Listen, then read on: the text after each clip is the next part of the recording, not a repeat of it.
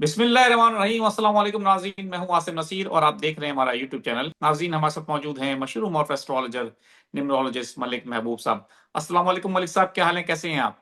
वालेकुम अस्सलाम। अल्लाह का शुक्र है। आप बताएं क्या हाल चाल है सब आपके। मैं बिल्कुल ठीक हूं मलिक साहब। और बड़ी डेवलपमेंट्स हो रही हैं खित्ते के अंदर। पाकिस्तान एक दफा फिर बड़ी कोशिशें कर रहा है और लग यही रहा है, ट्रम्प साहब के बयान से भी लग रहा है, ईरान की पॉजिटिविटी भी बता रही है, और पाकिस्तानी कोशिशें जो हैं, इसमें कोई शुबा नहीं कि बहुत बड़ी जंग रुकवाई है।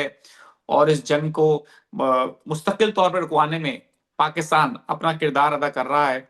और अगर ये इसमें कामयाब हो जाता है तो हमने आपसे पहले भी कहा था कि इस दोनों सूरतों में तो कामयाबी में बड़ा फायदा है या बड़ा इम्तिहान है।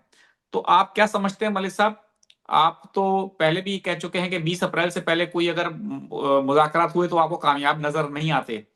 सवाल मेरा अब ये है कि मुज़ाकरात का दूसरा दौर अभी तक डेट फाइनल नहीं हुई, लेकिन कहा जा रहा है कि बहुत जल्द शुरू हो सकते हैं। आपको क्या लगता है, मुज़ाकरात का अगर दूसरा दौर शुरू होता है तो कामयाबी के चांसेस कितने फीसद हैं? और पाकिस्तान जो इस वक्त दुनिया की, मैं समझता हूं कि सबसे बड़ी जंग इस वक्त रुकवा रहा है, क्योंकि पूरी दुनिया मुतासिर है इस जंग से, हो भी रही है, तो पाकिस्तान के हिस्से में आपको लगता है कि आने वाले दिनों में कोई बहुत बड़ा इनाम नजर आ रहा है आपको?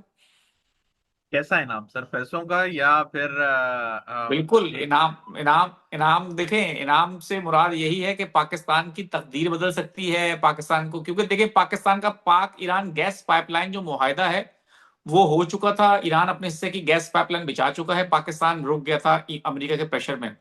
कहा ही जा रहा है कि पाकिस्तान असल बहुत स्ट्रांग पोजीशन में है, और ये इस तरह के मुआहदे भी हो सकते हैं कि ईरान पे माशी पाबंदी हट जाए तो पाकिस्तान को न सिर्फ सस्ता तेल मिल जाएगा बल्कि सस्ती गैस भी मिल सकती है। पाकिस्तान माशी तरक्की की तरफ गामजन हो सकता है।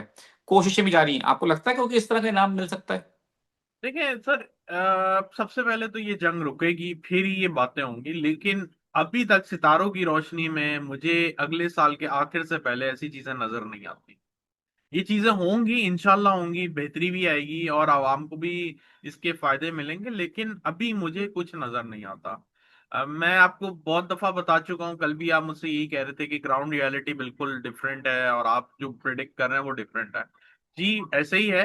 ग्राउंड रियलिटी अभी मैच तब करेगी जब वो चीज फाइनलाइज हो जाएगी, या अच्छा रिजल्ट आएगा या बुरा। लेकिन मेरे हिसाब से मुझे नहीं नजर आ रहा कि ये कोई लंबे टाइम के लिए मुआहदा हो जाए या लंबे टाइम के लिए सीज फायर हो जाए। ये जो है ये टेम्परेरी है, बल्कि इनफैक्ट आज से जो 15 से 20 तारीख है, ये बहुत ज्यादा एक डेंजरस लेवल पे क्रिटिकल सिचुएशन शो करते हुए दिखाई दिए जा रहे हैं। मुझे नहीं समझ में आ रहा है कि ये धोखा हो रहा है या वाकई हो रहा है। मुझे जो ज्यादा दिख रहा है ये धोखा है। कोई बहुत बड़ा इंसिडेंट मैं एक्सपेक्ट कर रहा हूँ, अल्लाह करे वही बात है, ऐसा कुछ भी ना हो और मैं गलत हूँ। इसमें कोई बड़ी बात नहीं है कि ये गलत हो जाती है, लेकिन इतने एक्सट्रीम लेवल पे प्लेनेट जो नेगेटिविटी शो कर रहे हैं और इतना एक्सट्रीम लेवल पे दुनिया में जो प्रैक्टिकल लेवल पे चीजें शो हो रही हैं, वो तो बहुत पॉजिटिव हो रही हैं।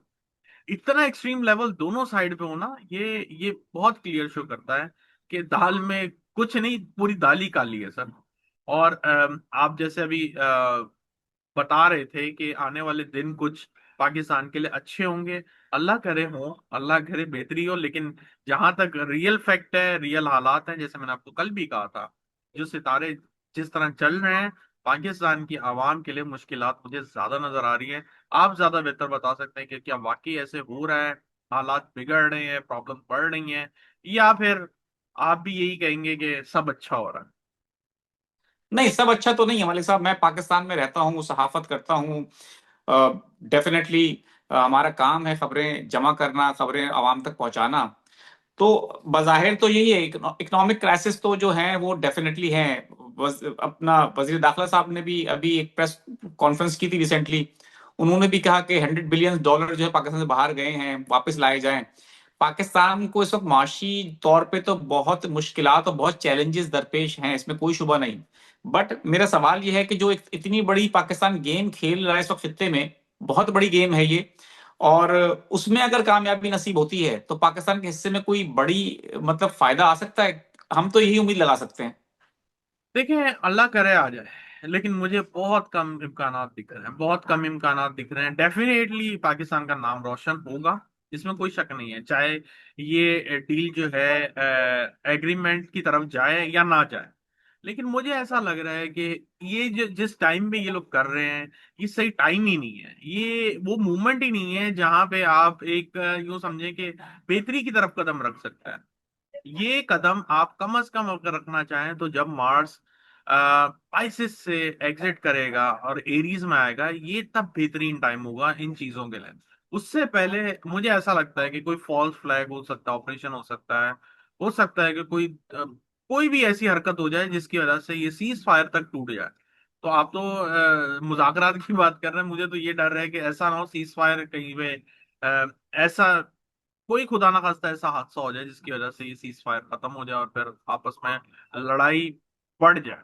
मुझे ये लड़ाई बढ़ती हुई दिख रही है, अगर आप मुझसे सही मायनों में पूछें। मैं तो एग्रीमेंट ही तो बड़ी दूर की बात है, मुझे ये लड़ाई बढ़ती हुई दिख रही है। मलिक साहब, कौन सा सैयारा ऐसा है जो खतरनाक जिसकी ऐसा आपको लग रहा है? क्योंकि मैं पहले भी, देखिए, मेरा तो डेफिनेटली काम है सवाल करना, मैंने पहले भी आपसे सवालात किए हैं और आपसे इख्तिलाफ भी किया, माना कि आपकी पेशिंग को दुरुस्त साबित हुई है। बट मैं हमेशा, क्योंकि मैं ग्राउंड रियलिटीज की बात करता हूं, आप सैयारों की बात करते हैं, तो आपको लगता है कि सैटर्न के हवाले से कोई ऐसी चाल उसकी ऐसी है, या जो मार्स जिसको शायद जंगों का सैयारा भी कहते हैं, उसकी चाल देख रहे हैं, या क्या क्या क्या वजूहात हैं? आपने बड़ा अच्छा सवाल किया। आपको मैं आप एक समझाता हूँ, आपको लॉजिक समझ में भी आएगी और आप इस चीज को मानेंगे भी सही। 23 फरवरी से बात करता हूँ, ठीक है। 23 फरवरी से जैसे ही मार्स एंटर हुआ एक्वेरियस में, एक्वेरियस में राहु ट्रांजिट कर रहा, दोनों मेलेफिक हैं। खिचड़ी बनना शुरू हो गई थी 23 तारीख से। वो अलबत्ता ये है कि मार्स जैसे ही करीब आना शुरू हुआ राहु के, एकदम से इतना बड़ा वाकया हो गया और जंग शुरू हो गई। उसी दरमियान में आपको जो इम्पोर्टेंट बात है, मर्क्यूरी आपका रेट्रोग्रेड हो गया था। मर्क्यूरी लॉजिक का, कम्युनिकेशन का, बहुत सारी चीजों का उसको जो है प्लैनेट माना जाता है। इंपॉर्टेंट ये होता है कि आपकी जंग में कितनी कम्युनिकेशन सही है। अब इनमें बहुत बहुत सी जगहों पे ऐसा हुआ है जहां पे जंग से हमें सही खबरें नहीं आई, झूठ खबरें आई, बहुत फॉल्स चीजें भी आई कि इनकी मतलब पूरी क्यादत उड़ गई, वो तो चले सही थी। दूसरी तरफ से नेतन्याहू की खबरें कितनी दफा आई, मतलब बीच में बहुत तरफ मिसकम्युनिकेशन हुई है। अब क्या हुआ है यहां से, अब जो ये हो रहा है कि 15 तारीख एग्जैक्टली यहां से mercury again depleted planet Pisces में एंटर हुआ, ठीक है। और अब मार्स सैटर्न के साथ इसका टकराव होना है। मार्स सैटर्न भी मेलेफिक है जैसे राहु और मार्स है। अब ये फिर वही एक सिचुएशन बना रहे हैं जिसमें ये चीज सही जाती हुई नजर नहीं आ रही ना। मैं कैसे आपको बोल दूं कि नहीं, आप मुझे बताएं कि ग्राउंड रियलिटी सही है तो मैं बोल देता हूँ जी सितारे गए भाड़ में, ग्राउंड रियलिटी जिंदाबाद। ऐसा नहीं होता ना। अगर ऐसा होता होता तो मैं तो आपको सब उन्हीं की तरह बता रहा होता जैसे आप पूरी दुनिया में सुन रहे हैं, पाकिस्तान का नाम रोशन हो रहा है, अल्लाह करे होगा भी सही। लेकिन जो जिस गेम में इन्होंने हाथ डाला हुआ है ये बहुत खतरनाक है, ये बहुत सेंसिटिव है। मैं यूं कहूंगा, ईरान और अमेरिका की जंग एक तरफ, जो हालात और जिस वाकयात में पाकिस्तान ने हाथ डाला है वो उससे भी खतरनाक है। क्यों? मैं आपको इसलिए बता रहा हूँ, अमेरिका, मैं बार बार आपको बता रहा हूँ, ये निकल जाएगा। ये इस महीने के शुरू से मैं आपको बोल रहा था अमेरिका निकल जाएगा, और ये यही कोशिशें आप देख रहे हैं ये कर रहे हैं। ये निकलने के बाद खुदा ना खास्ता, अल्लाह ना करे, मैं डॉट्स कनेक्ट कर रहा हूँ, मैं 100% श्योरिटी से नहीं कह सकता। और अगर कोई कहता है तो मोस्ट वेलकम वो कहे। 100% श्योरिटी सिर्फ अल्लाह ताला की होती है। हम डॉट्स कनेक्ट करते हैं, सितारे क्या बता रहे हैं, सितारे क्या बोलना चाह रहे हैं, हम उसको पढ़ने की कोशिश करते हैं। अब हो सकता है हम गलत भी पढ़ लें। तो जो डॉट्स कनेक्ट कर रहा हूं उसके हिसाब से ये बात बहुत ज्यादा क्लियर दिख रही है कि ये निकल जाएगा अमेरिका, और ये बाकी जो इस खित्ते में एक ऐसी आग भड़का देगा जहां पे मामला बिगड़ जाएंगे। ये डर है, बस मैं आपको क्लियर बताऊं। इसका मतलब ये है कि मलिक साहब, जो एक गुमान किया जा रहा है, और कुछ इस तरह की भी खबरें सामने आई कि अमेरिका नो डाउट कि इस जंग से निकलना चाहता है और एक ऐसा मुआहदा करके निकल जाएगा। उसके बाद हो सकता है कि जैसे पहले भी खबरें आई, यूएई के लिए कहा गया, यूएई इसराइल का बहुत बड़ा साथी है, साथ दे रहा है। सऊदी और दीगर खत्ते के जो खलीजी ममालिक हैं, ये ईरान से तंग हैं और ये सारे मिलके ईरान के खिलाफ कोई बहुत अहम कदम उठा सकते हैं, कोई बड़ी कार्रवाई कर बिल्कुल सकते हैं, ईरान को किसी मुश्किल में फंसा सकते हैं। बिल्कुल ऐसे ही है, इसमें कोई डाउट नहीं है। यही डर है जो कि मैं नहीं बोलना चाहता हूँ, क्योंकि ये बोल के ऐसा ना हो कि वाकई ऐसा हो। सीधी सी बात है, ऐसा ना हो कि ये जो मैं बोल रहा हूँ वही चीजें हो जाए। इसलिए मैं नहीं बिल्कुल बोलना ठीक चाहता है। हूँ। यही बात है कि ये जो है ना, इस चीज का बहुत बड़ा डर नजर आता है, बहुत बड़ा डर। बिल्कुल, और यही डर जो है और यही जो अंदेशा है, इसका जी बिल्कुल इदराक है ईरान की क़यादत को, उनको, और वो इसीलिए अपनी कुछ बातों पे कॉम्प्रोमाइज बिल्कुल करने को तैयार नहीं है, अपने मिसाइल प्रोग्राम पे तैयार नहीं है, यूरेनियम की अफजूदगी के ऊपर वो तैयार नहीं है। वही उनकी बका है, मिसाइल प्रोग्राम उनकी बका है। तो डेफिनेटली मलिक साहब, अब मैं चाहता हूं कि कुछ सवालात कर लूं और लोगों के भी कुछ सवालात ले लेता हूं। मेरे तो सवालात और भी हैं, कुछ हम अगले व्लॉग में कर लेंगे। इमादुल्लाह नाम है इनका, 21/7/1987 इनकी डेट ऑफ बर्थ है। क्या? 21/7/1987। फ्यूचर के बारे में जानना चाहते हैं। फ्यूचर? थोड़ा अगला साल मुश्किल आ रहा है, जुलाई के बाद से। रुखसाना यूनुस है, 29 दिसंबर 1984 इनकी डेट ऑफ बर्थ है। अब्रॉड सेटल होना चाहती हूँ, कब तक चांसेस हैं? अभी तो मुश्किल लग रहा है, होपफुली 2027 के एंड में कोई चांस बने। 9/3/2000 इनकी डेट ऑफ बर्थ है। अमीर हमजा नाम है। जॉब के हवाले से भी परेशान है, माली हालात भी सही नहीं है, पूछ रहे हैं कब मिलेगी मुलाजमत। सर ये टफ टाइम है आपका चल रहा है, कोशिश करें, अगर कोई छोटी मोटी भी मिल जाए तो पकड़ना भी।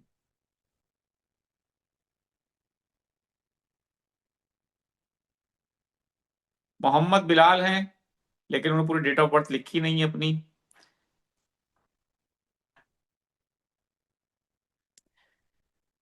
20/4/1985 जर्मनी में ड्राइव करते हैं, ये ड्राइवर की नौकरी तलबन करते हैं। वो जानना चाहते हैं अपने फ्यूचर के बारे में। अप्रैल के बाद चीजें अच्छी हो जाएंगी। 5 दिसंबर 1986 शादी इनकी 23 मार्च 2016 में हुई थी। 10 साल हो गए शादी को। अ, अभी तक वो कह रही मेरे हस्बैंड के साथ नहीं रह पा रही है वो। एक जायचा प्रॉब्लम खत्म देखना होती है पड़ेगा। तो दूसरी दूसरी शुरू हो जाती है। जी जायचा देखना पड़ेगा। बिल्कुल ठीक है मलिक साहब, बहुत बहुत शुक्रिया हमें वक्त देने के लिए। नाज़रीन, यहाँ हमारे वीलॉग का वक्त खत्म हुआ। मुझे और मलिक महबूब साहब को दें इजाजत। आखिर में हमारा वही पैगाम है, मुस्कुराएं, प्यार बांटें और अपने आसपास के लोगों का ख्याल रखें। अल्लाह हाफिज।